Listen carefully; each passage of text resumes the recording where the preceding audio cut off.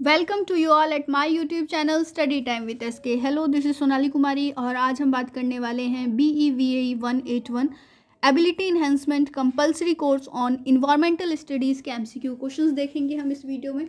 पिछले वीडियो में हमने question number 1 to question number 20 MCQ based यहाँ पर देख लिए हैं और आप सभी को पता है कि अब BEVAE 181 का जो एग्जामिनेशन है वो MCQ बेस्ड होने वाला है। तो स्टार्ट करते हैं क्वेश्चन नंबर 21 इस वीडियो में। क्वेश्चन नंबर 21 है who coined term possibilism. Possibilism जो शब्द है वो किसने दिया है ये आपको बताना है। आपके पास ऑप्शंस हैं। Option A Lucien Febvre, option B Ellsworth Huntington, option C Friedrich Ratzel and option D is none. और इसके लिए जो करेक्ट ऑप्शन होगा वो हो जाएगा ऑप्शन ए ल्यूसाइन फैब्रब। और जो ल्यूसाइन फैब्रब है ये एक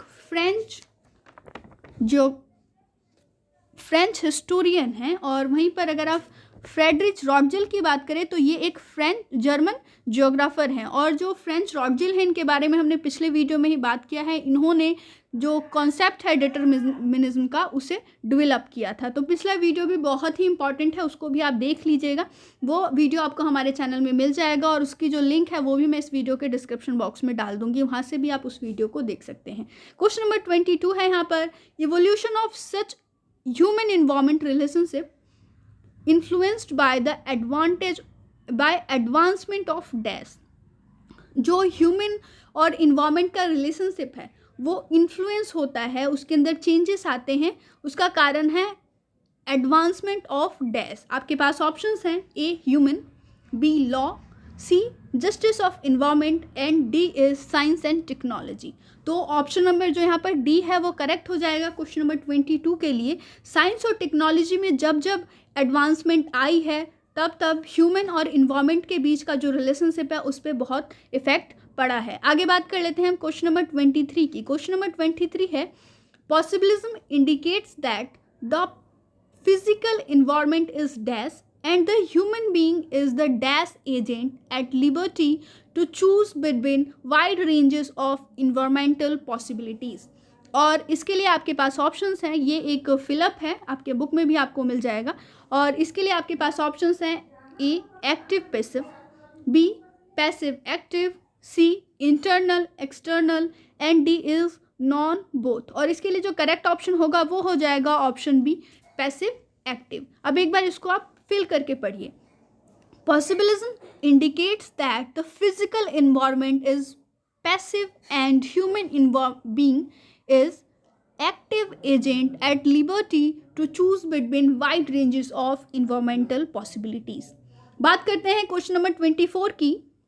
और ये कहता है कि agreed that humans lack the ability to fully tame the nature and is not always victorious over it। ये एक स्टेटमेंट है, ये एक डेफिनेशन हो सकती है इनमें से किसी एक टर्म की। आपके पास टर्म्स हैं। A environmentalist, B determinism, C possibilist and D is none. और इसके लिए जो करेक्ट ऑप्शन होगा वो हो जाएगा ऑप्शन सी पॉसिबिलिस्ट। अब इसको थोड़ा सा एक्सप्लेन कर लेते हैं। यहाँ पर ये कहा जा रहा है कि ह्यूमन जो है कभी भी इतना एबल नहीं हो पाएगा कि वो अपने नेचर को फुली टेम कर सके, ठीक है, और ना ही उस पर कभी पूरी तरीके से विजय प्राप्त कर पाएगा। तो ये जो वर्ड है ना ये पॉसिबिलिटीज़ की हैं। पॉसिबिलिटीज़ में एक और चीज़ कही गई है कि कोऑपरेशन विथ नेचर और म्यूचुअल इंटरेक्शंस जो हैं इन ह्यूमन और नेचर के बीच में म्यूचुअल इंटरेक्शन जो है वो पॉसिबिलिटीज़ का एक अलग रूप है। या फिर आप ये भी कह सकते हैं कि ह्यूमन और नेचर का जो कॉपरेशन है वो पॉसिबल है पॉसिबिलिटीज़ में। आगे बात करते हैं हम क्वेश्चन नंबर 25 की। क्वेश्चन नंबर 25 है environmentalism is also refer as. इन्वायरमेंटलिज्म को और किस तरीके से जाना जाता है। आपके पास ऑप्शंस हैं। A biological approach, B geographical approach, C ecological approach and D is none. और इसके लिए जो करेक्ट ऑप्शन होगा वो हो जाएगा option number C that is ecological approach. Environmentalism को इकोलॉजिकल अप्रोच भी कहा जाता है। आगे बात करते हैं क्वेश्चन नंबर 26 की। क्वेश्चन नंबर 26 है study of mutual interactions between organism and physical environment and interaction among organism is in a given environment is known as। यहाँ पर आपको एक स्टेटमेंट दे रखी है, एक डेफिनेशन है, अब आपको बताना है कि ये किस टर्म की डेफिनेशन है। एक दिए हुए इकोसिस्टम के अंदर स्टडी करना म्यूचुअल इंटरेक्शन अमंग ऑर्गेनिज्म और फिजिकल इन्वायरमेंट और इन्वायरमेंट जो ऑर्गेनिज्म है उनके बीच में इंटरेक्शन को स्टडी करना, और ऑर्गेनिजम्स के बीच में इंटरेक्शन को स्टडी करना किसी भी इकोसिस्टम में, वो क्या कहलाता है। आपके पास ऑप्शंस हैं, A ecotone, B ecosystem, C ecology and D is none. और इसके लिए जो करेक्ट ऑप्शन होगा वो हो जाएगा ऑप्शन सी इकोलॉजी। आगे बढ़ते हैं हम क्वेश्चन नंबर 27 की तरफ। क्वेश्चन नंबर 27 है, environmentalism is based upon the principle of. Environmentalism किस प्रिंसिपल पे बेस्ड है ये आपको बताना है, और आपके पास यहाँ पर ऑप्शंस हैं, A ecosystem, B ecology, C conservation and D is all. और इसके लिए जो करेक्ट ऑप्शन हो जाएगा वो हो जाएगा बी इकोलॉजी। बात करते हैं हम क्वेश्चन नंबर 28 की। Emphasis on vice and restricted use of natural resources. Question number 28, और यहाँ पर ये कहा जा रहा है कि ये एक्सप्लेन करते हैं, ये सलाह देते हैं कि वाइस और रेस्ट्रिक्टेड यूज़ होना चाहिए नेचुरल रिसोर्स का। अब ये कौन से टर्म के अंदर आएगा? आपके पास ऑप्शंस हैं, A environmentalism, B possibilism, C determinism and D is none. और इसके लिए जो करेक्ट ऑप्शन होगा वो हो जाएगा ऑप्शन ए इन्वायरमेंटलिज्म। इन्वायरमेंटलिज्म में ये कहा जाता है कि जो भी आपके पास रिसोर्सेज हैं आप उसको वाइसली और रेस्ट्रिक्टली यूज़ कीजिए। क्वेश्चन नंबर 29 पे आ जाते हैं। क्वेश्चन नंबर 29 एक एब्रीवेशन है जिसको आपको फुल फॉर्म बताना है, WCED का यहाँ पर आपको टर्म है उसे एक्सपेंड करना है। और आपके पास आपकी स्क्रीन पे आपको ऑप्शंस दिखाई दे रहे हैं, और इसके लिए जो करेक्ट ऑप्शन होगा वो हम डायरेक्टली आपको बताते हैं ताकि वो आपके माइंड में रहेगा। तो ऑप्शन नंबर जो सी है वो बिल्कुल करेक्ट हो जाएगा क्वेश्चन नंबर 29 के लिए। क्वेश्चन नंबर 29 के लिए ऑप्शन सी करेक्ट है। World commission on environment and development, WCED का जो फुल फॉर्म होता है वो होता है world commission on environment and development.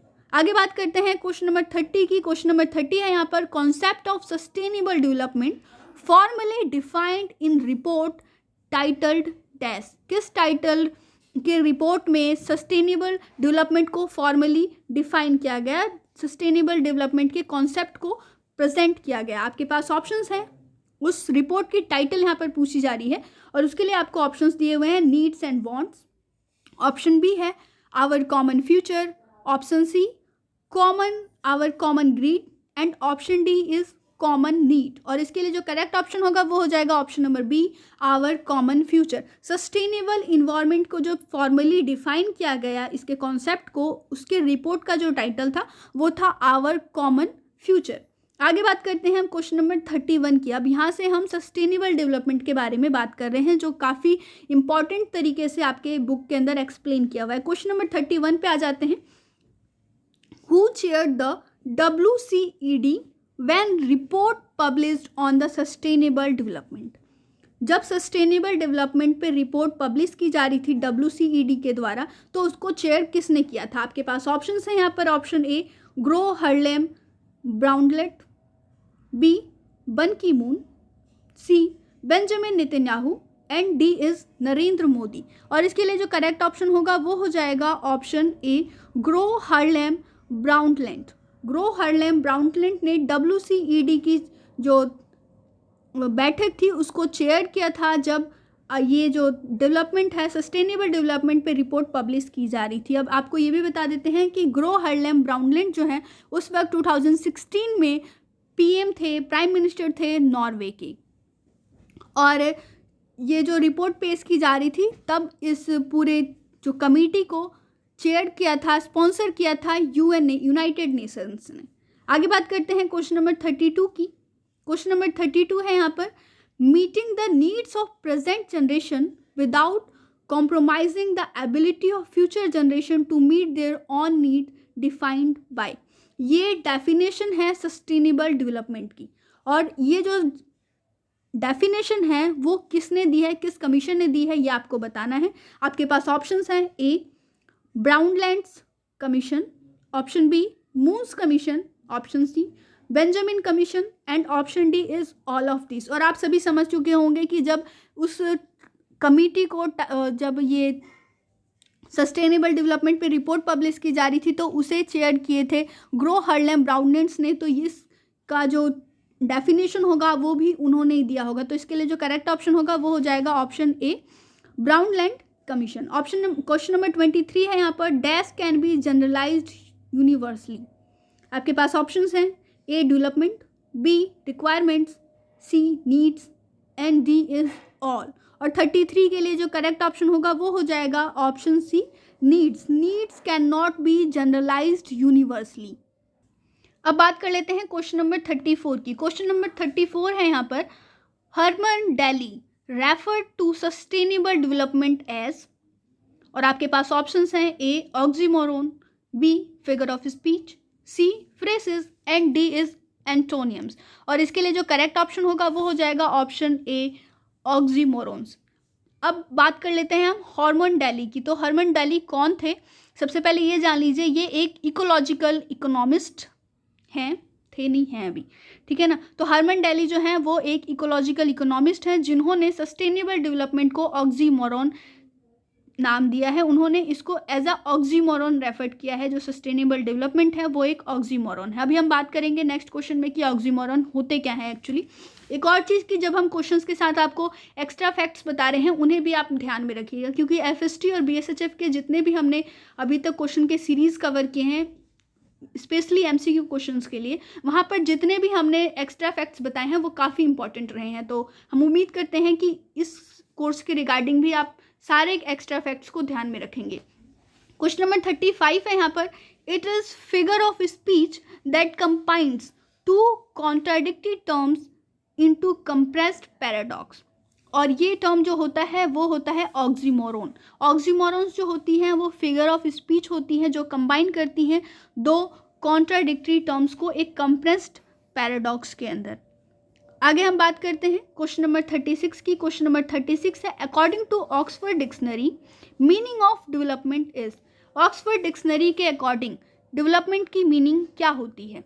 आपके पास ऑप्शंस हैं, A stage, B advancement, C both A and B, and D is none. और इसके लिए जो करेक्ट ऑप्शन होगा वो ऑप्शन सी हो जाएगा क्वेश्चन नंबर 36 के लिए, क्योंकि ऑक्सफोर्ड डिक्शनरी के अकॉर्डिंग डेवलपमेंट का मतलब एक स्टेज होता है और एडवांसमेंट होती है। क्वेश्चन नंबर 37 है आपके पास यहाँ पर, a process which can be continued indefinitely without depleting the resource based on which is depend. और यहाँ पर टर्म्स दे रखे हैं आपको, A conservation, B sustainability, D C है डेवलपमेंट, एंड डी है नॉन। और इसके लिए जो करेक्ट ऑप्शन होगा वो हो जाएगा बी सस्टेनेबिलिटी। सस्टेनेबिलिटी एक प्रोसेस होती है जिसमें आप कंटिन्यू करते हैं किसी भी रिसोर्स के बेस को बिना उसको डिप्लीट किए।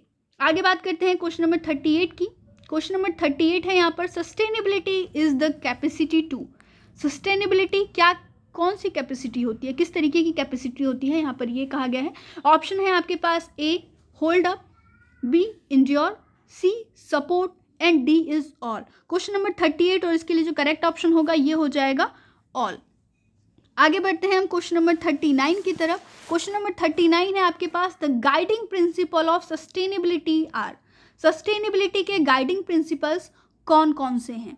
आपके पास यहाँ पर ऑप्शंस हैं, A ecological and social dimension, B economics dimension, option C है यहाँ पर cultural dimensions, and option D है ऑल। क्वेश्चन नंबर 39 और इसके लिए जो करेक्ट ऑप्शन होगा वो हो जाएगा option D all. Ecological, social, economics and cultural dimensions जो हैं ये सभी गाइड करते हैं सस्टेनेबिलिटी को, ये गाइडिंग प्रिंसिपल्स हैं। क्वेश्चन नंबर 40 पे आ जाते हैं, आज के वीडियो का लास्ट क्वेश्चन है ये।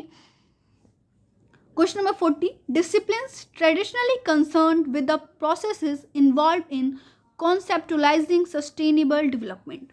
यहाँ पर कौन कौन से ट्रेडिशनल डिसिप्लिन्स हैं जो कंसर्न करती हैं सोशल डेवलपमेंट को कॉन्सेप्टुलाइज करने में, इसके प्रोसेस को, कॉन्सेप्टुलाइजिंग के प्रोसेस को बताने में, एक्सप्लेन करने में सस्टेनेबल डेवलपमेंट के। आपके पास ऑप्शंस हैं, A ecology, B sociology, C economics, and D is all. और इसके लिए भी जो करेक्ट ऑप्शन होगा वो हो जाएगा ऑल ऑफ दीज, ये जो चारों आप तीनों टर्म्स देख रहे हैं, इकोलॉजी, सोशियोलॉजी और इकोनॉमिक्स, ये सभी डिसिप्लिन्स हैं जो ट्रेडिशनली कंसर्न्ड हैं with the process of involve in conceptualising social sustainable development. Question number 40 था और आज के वीडियो का आखिरी क्वेश्चन है ये। इसके बाद हम नेक्स्ट वीडियो में भी बात करेंगे और ये जो सारे क्वेश्चंस हैं वो यूनिट 1 से ही अभी हम लेकर के आ रहे हैं। तो यूनिट 1 में आपको 63 क्वेश्चंस मिलेंगे टोटल, जैसा हमने आपको पिछली वीडियो में भी बताया था। तो 20 क्वेश्चंस हमने पिछली वीडियो में कवर कर लिया है और यहाँ पर आज हमने 20 to 40 क्वेश्चंस जो है वो कवर कर लिए हैं। आगे के वीडियो में हम क्वेश्चन नंबर 41 to 60 देखने वाले हैं। तो आप हमारे चैनल पर अगर नए हैं तो चैनल को जरूर सब्सक्राइब कर लीजिएगा, अपने फ्रेंड्स तक ये वीडियो जरूर पहुँचा दें ताकि वो भी इस तरीके के सारे क्वेश्चंस को जान पाएँ। अगर आपको वीडियो अच्छा लगा हो तो वीडियो को लाइक ज़रूर करें। तब तक के लिए स्टे ट्यून। जय हिंद, जय भारत।